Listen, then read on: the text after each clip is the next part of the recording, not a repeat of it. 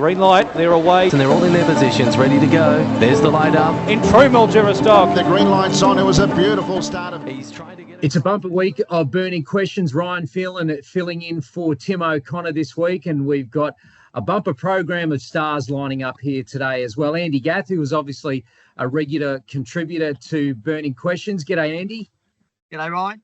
Coming off a big win last week as well with Catch Away, which was given a strong push on Burning Questions. Ryan Sanderson, who's really the hot hand at the moment as far as drivers is concerned in Victoria. G'day, Ryan. G'day, Ryan. Yeah, thanks for having me. And Bronte Nieuwenburg as well from Harness Racing Victoria, who's tipping up a storm at the moment. Bronte, I reckon we'll be able to get some good insight from this Burning Questions. I think so. We've got the two T Ryans on the panel and, of course, Andy, so it's going to be a good one. All right, well, let's rip into it. As I mentioned, Tim O'Connor away this week, but we'll do our best to try find winners for everyone. And, of course, Burning Questions has plenty of sponsors on board, and APG's yearling sales dates for 2026 are locked in, back in 5 states this year and coinciding with some of the biggest events in the harness racing calendar with their Melbourne sale on Hunter Cup weekend and Sydney sale on Miracle Mile weekend. The APG sales are the place to be in 2026. So head over to apgold.com.au for all the details. All right, question 1 on Burning Questions this week. With the Eureka picture still unclear, does Sando have a favourite steer? Of course, Team Zav will have a lot to say as far as the Eureka is concerned on Saturday night, and Ryan will be driving both Wardan Buddy and also Foxdan. So let's start with race number 3 on the program, Ryan, and I'll get your thoughts on Wardan Buddy off the back row.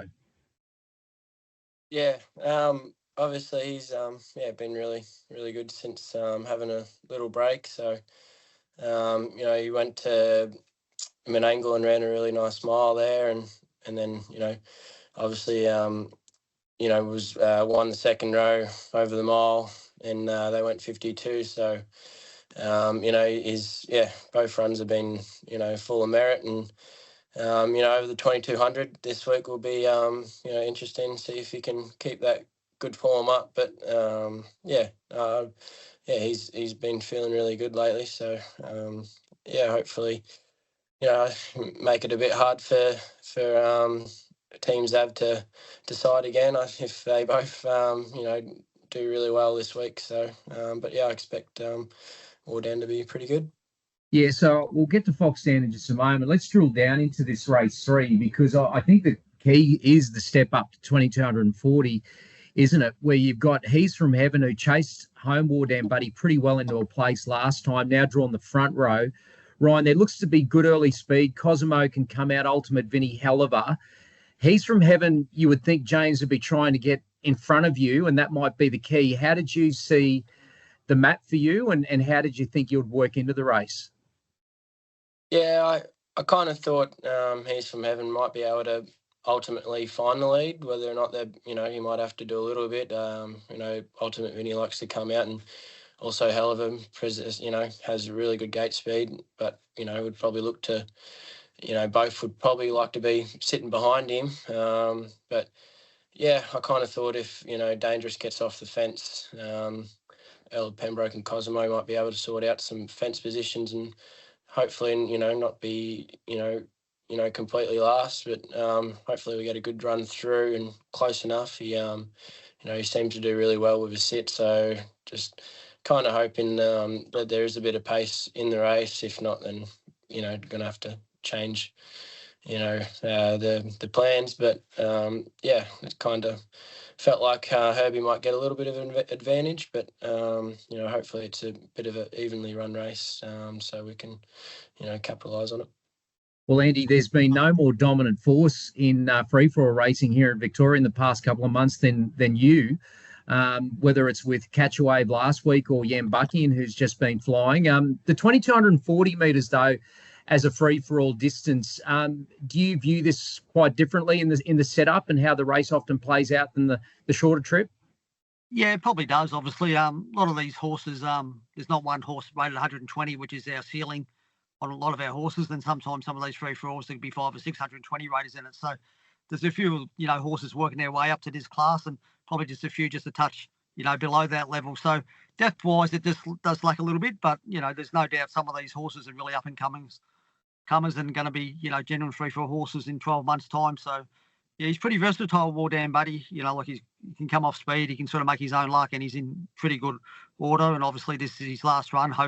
They're hoping to get him into the Eureka. Obviously, owner Danny's got a choice of him or Foxdan. So I think it's definitely the one to beat. He's from Heaven's going really well, but it's been a long time since they've used him off the arm, and sometimes when you use them off the arm, they don't finish off quite as good. So, if I was leaning anyone, I'll be leaning to Ryan's driving War Dan Buddy. Yeah, well, just on He's from Heaven, I actually went back through his form, and he's had bad draws over the 1,700 metres and just hasn't been able to work into the race. He's had 10 starts this season for 2 wins, and when he hasn't won, most of them, I think, have been pretty much forgive runs. And, I mean, even Ryan alluded to it there. It looks as though the map might mean that He's from Heaven would find the front, and that's why I sort of put him on top, Bronte. But how did you see the race? Obviously, War Dan Buddy's got a lot to play for. Yeah, he does have a lot to play for there with Foxdan, but I do have him on top in this race. I just have my concerns with He's from Heaven. I know that he's probably getting back to his best now, but he's going to have to earn it in this race.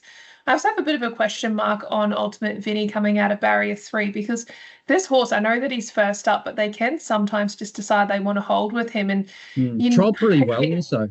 Yeah, he trialled well, and he's a very good horse at his best, Ultimate Vinny. So if Sam Barker and Connections are happy with how he's going, there is that small chance that they might try and hold the front. And that, if that's the case, He's from Heaven might end up parked. And I don't think that's suitable at all for him over the middle trip, because he's such a good sit sprinter. And I just think it really comes down to what Ultimate Vinny wants to do, because he does have that gate speed. And then you always just end up coming back to War Dan Buddy. I've always preferred War Dan Buddy as a sit sprinter, and I think going into the Eureka, if he does get that start over Foxdan, you will be relying on luck a little bit there.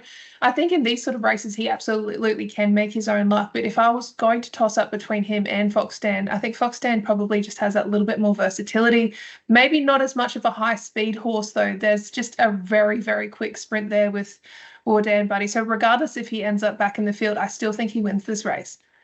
Just on that, Ryan, obviously you'll take your instructions from Memmer and Clayton, but, with the Eureka in mind next week, he might be a one run and trying to keep a bit of petrol in the tank rather than working. Would that be how you think it would play out with War Dan Buddy? Yeah, well, he does seem to be a little bit more dangerous, and he's got that high speed, and he can carry that for a good last half. So it's probably ideally it probably would be good for him to sit up, but like Andy alluded to, like he is a quality horse. He could probably do it both ways, but in the company of the best, he is probably suited to just that one run and coming home really strongly. Can I get a word on Dangerous? First up also has trialled well. Abbey goes on. Are you happy with him at home? Yeah, he's had 2 trials back, no outstanding times, but he's been doing everything, really good. Hopefully, should be somewhere near his best. Hopefully, obviously it's, first run back in the open class is never easy, but, kind of similar to War Dan. I'm sure if he has, a bit of luck in the race and coming with one run, he definitely has the high speed and to capitalise on that. And not too sure if he could run a last half like Andy's horse 52, but I think he should be good enough to capitalise on any luck in the race. And just before we move away from that Eureka conversation, Foxdan in race 9, he looks as though he'll be a short price favourite. Did you see him rolling to the lead? And probably out of the 2, War Dan Buddy and Foxdan, do you have a lean who might be the more progressive into a race like that? Yeah, I probably agreed with Bronte. Obviously, War Dan's been racing in some better company as of late, but kind of Foxdan just drove him when he was second up, and he was pretty good winning, and that last run I thought he improved quite a bit and seemed like he might have had a bit to give. He's pretty versatile. So 3-year-old drawing a little bit better in the Eureka too. You'd probably slightly lean towards him. But yeah, it's a bit of a tough one, I think. But yeah, I'd probably have to slightly go with Foxdown. Love both of them. Well, thankfully, you get to leave that up to Danny and Joe Savastanos on Monday, I think, is the latest that they can make their decision. Well, let's get into question 2. And Pride's Easy Feed stands as a proud supporter of the harness racing industry with their set recipes and quality ingredients to give the trainer confidence in what they're feeding. So make the switch to Pride's and start getting the results that you've been chasing. Well, I'm going to have a little bit of a dig at our mate Toc here. And the question is, when Toc's away, there's no mock at play. Andy, he's been mocking Imperial Commend. Can he get the job done in race 4? Yeah, obviously he's a horse that's probably got a lot better this preparation. You know, some of his early wins, you think, that's probably it. He's probably not going to get any better, but he's got better all the time. Bella had a few starts ago. He sort of left the gate really quick and showed really good gate speed, but he has drawn barrier 1 a couple of times and galloped out. So I think from this wide draw and with I'm Above the Law coming out, he's got really good gate speed. I think it enhances our chances. I think he's a good chance of crossing, and if he does cross over to 1700, I think he's definitely the one to beat. He didn't. Yeah, that's how I had the map too, Andy. With Above the Law coming out, Call Me Jack's not quick. Royal Charlotte comes out, but normally hands up. Yeah, no, I'm pretty confident he can find the top, and when he does find the lead, he's pretty hard to beat. He's a horse that's getting better all the time.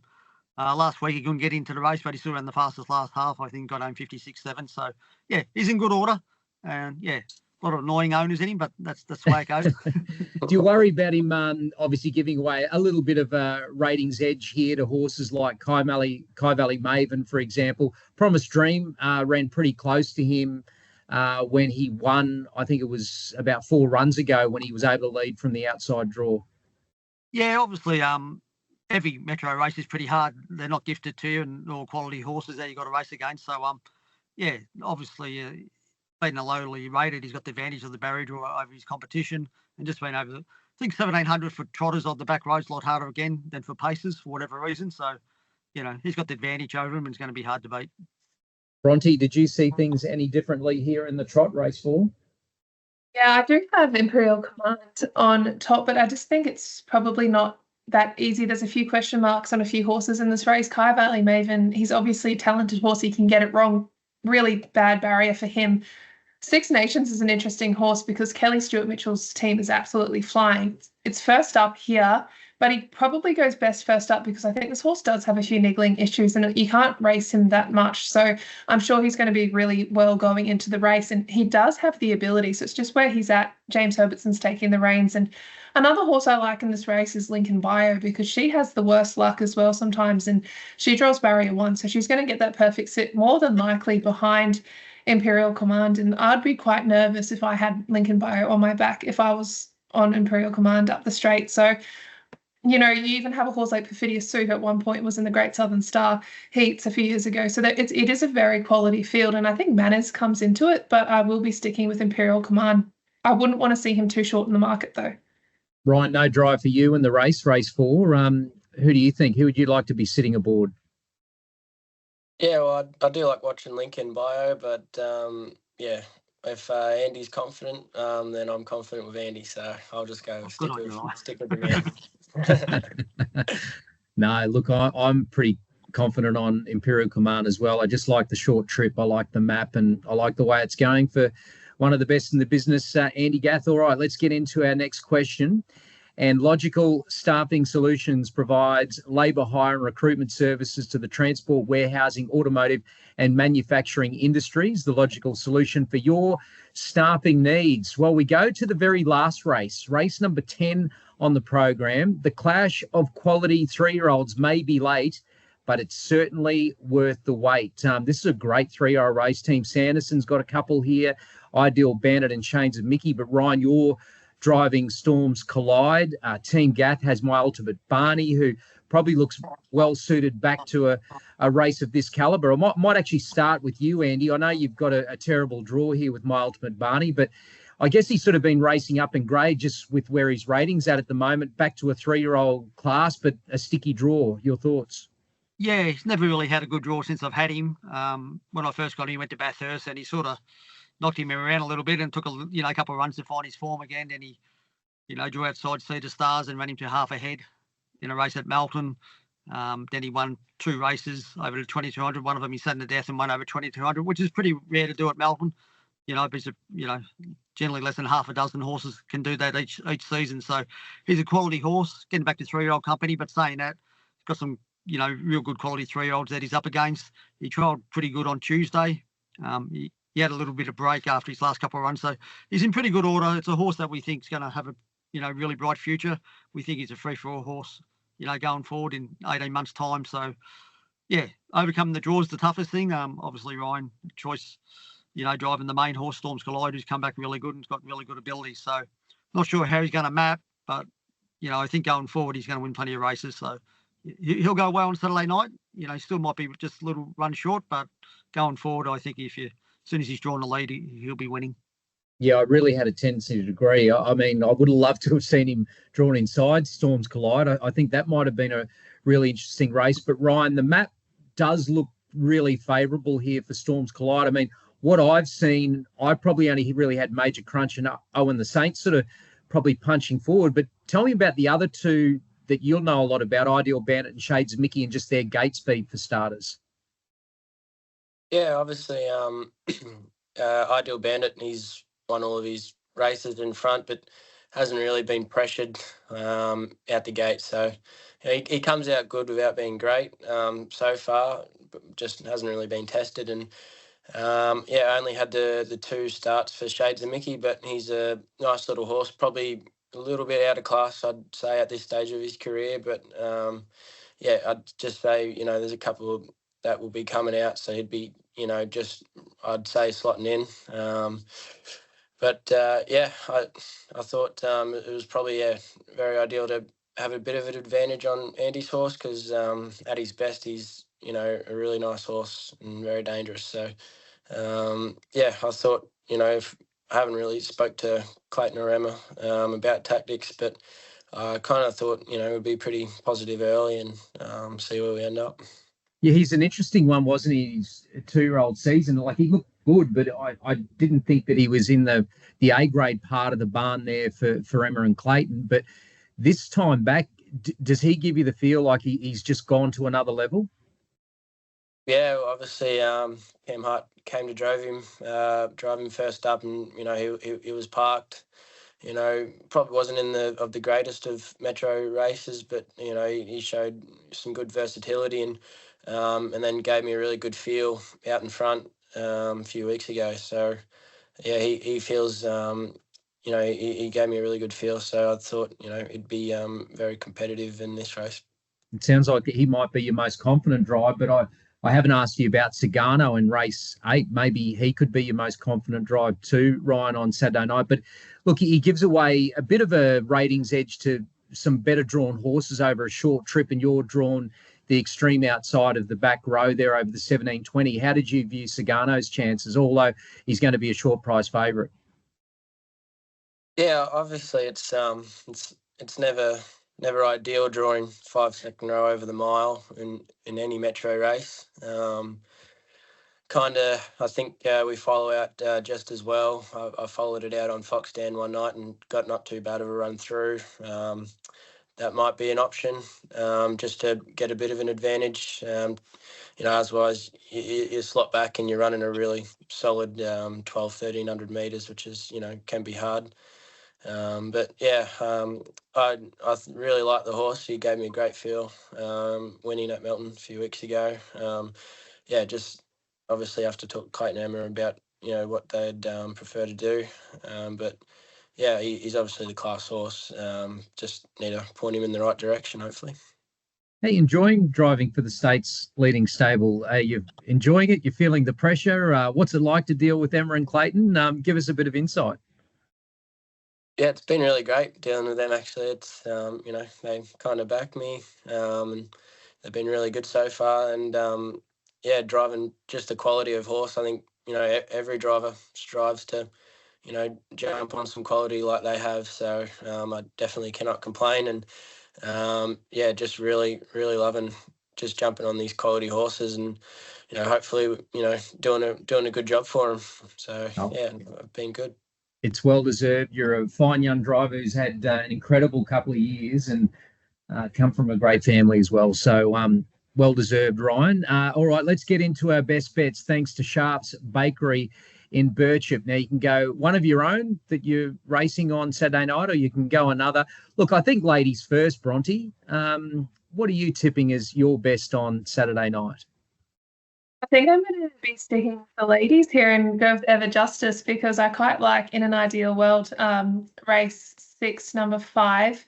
He was so good at Charlton. I know that Ryan won that race there with Looks Perfect, but they both probably together broke the track record. That was such a brilliant performance there from In an Ideal World. I just thought that was incredible. The horse is getting so much better as it progresses and gets older. And just looking at the field, I think it's probably just a little bit easier than that Charlton race where they broke the track record. So that was obviously a big race there. Is that right, Ryan? Was that the race that they broke the track record, or was there another race in that meeting? Because they went really fast, 1:52, I believe. Yeah, that was the race. What's it called? The Mickey horse for Emma Stewart. It also ran. It ran 1:52, but I think it was just a little fraction out of the track record, and then Looks Perfect went out and done that as well. So there was 2 really solid miles that day. Oh, well, yeah. Before we get your tips, then Ryan and Andy, Bronte's tipping In an Ideal World her best. You've got Spirit of Sahara in that, Ryan, and Andy, you've got Posterized. Thoughts? You go, Ryan.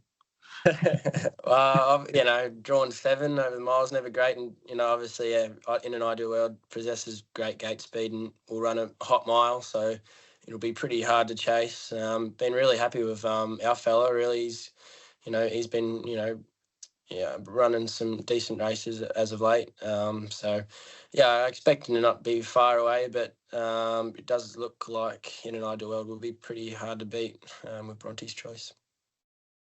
Yeah, he's only had the 2 starts Posterized. When he won first up, he beat some quality horses. Then he sort of had a little injury that's forced him off the scene for a long time. Hit the line really good first up at Geelong. He only had the 2 starts, which is probably against him and probably needs a little bit more racing. But he's a horse that can have a nice future. Unlikely, I think the place chance probably his best chance in this race, but I'm sure he'll go well. Andy, I don't know whether Top keeps scores of best bets and strike rates, but from when I watch Burning Questions, I reckon you've got the best. Who are you tipping as your best bet on Saturday night? Yeah, I'll stick with one of mine. I'll go with my trotter, Imperial Command. I think he can lead, and I wouldn't take stupid odds. There's at least want to be $2.50 or around $3 to be backing him. But if he's sort of around that price, I think that's a fair price. Yeah, good to hear. I'm pretty keen on Imperial Command as well. Ryan, goodness me, you've got a number of great drives to pick from on Saturday night. Who are you most confident about?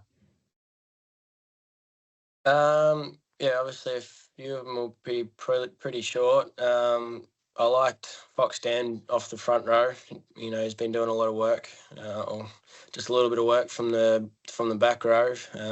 Obviously being short price favourite, it's probably not really backable. I do like Kez. That might be sitting on my back, so if it makes sense. But if I had to go, something without odds, I'd probably nearly go Andy's. If if I had to have a best tip, because it might not be $1.20, but really confident with Fox Dan and Storms Collide in the last. I'm not really a punter, but if they want to do something with them, then I like them 2 ones. Oh, that might be a nice all up, perhaps with those 2 runners. You might get about I don't know, you might get about $1.30, $1.40, I reckon, about Storms Collide in that race, maybe $1.20. You'll probably get about $1.20 the other one, I reckon, as well. So you multi them up, you might get a bit of a price. I thought my best bet came up earlier in the card. I was pretty keen on Hoppy, race 2, number 3. I just really like the way this horse is progressing for Matty Craven. I think gets a nice race here over the short trip where he can possibly roll to the front, and prove hard to beat. But it looks a pretty good card, doesn't it, on Saturday night with some high-quality horse flesh, and a lot of conversations will be turning to the Eureka after some of these performances where Ryan and Sanderson will have a strong hand in them. And Andy, you'll be loading up the truck on Eureka night as well. You'll be taking one or two up there. How many are you taking up there? Yeah, just the two. Catch a Wave, he'll go for the Len Smith mile. And Soho Duck and Stormy, he's qualified for the British Challenge 3-year-old division. Half thinking about, I was going to take Jan Bucky in, a little freshen up since his last run, but we'll probably leave him home at Melton and let Geordie have a drive of him. And similar to the big stables calling for you, Ryan, the big stable of Sky Channel's called for Bronte as well, and she's going to be trackside hosting in the interview role on Eureka night for Sky Racing. We're very proud of you, Bronte, so it's going to be good to see you trackside somewhere other than Trot's Vision. So enjoy next Saturday night as well. But more importantly, tip a winner this Saturday night. Absolutely. Thanks, Brian. I'm so looking forward to going to Menangle next weekend. It's such a fantastic opportunity, and it's going to be an amazing race. I think if I was to pick one Eureka runner and a winner, I would say go Mickey, and he doesn't even have a slot yet. So there's a lot that's going to happen in the next 3 or 4 days. Yeah, well, I don't know who's going to win the Eureka, and I think the barrier draws will play a big part, but I'm going to be cheering for Jeff Webster and See the Stars. I'd love to see that horse win because the great John Hawkes is in the ownership. And wouldn't it be great on Eureka Day in Sydney? John owns and trains Briasa, who's going to be one of the favourites for the Eureka, and for the Everest, and then racing in the Eureka as well. So I'm getting confused now on Victoria Cup night. But anyway, good luck, John Hawkes on See the Stars. Anyway, that's who I'll be cheering for the Eureka. But guys, thanks for joining us on Burning Questions. Good luck on Saturday night, and hopefully we'll all be in the winners list. Thank you. Thanks, everyone. Green light, they're away. And they're all in their positions, ready to go. There's the light up. In true Mildura stock. The green light's on. It was a beautiful start of... He's trying to get across.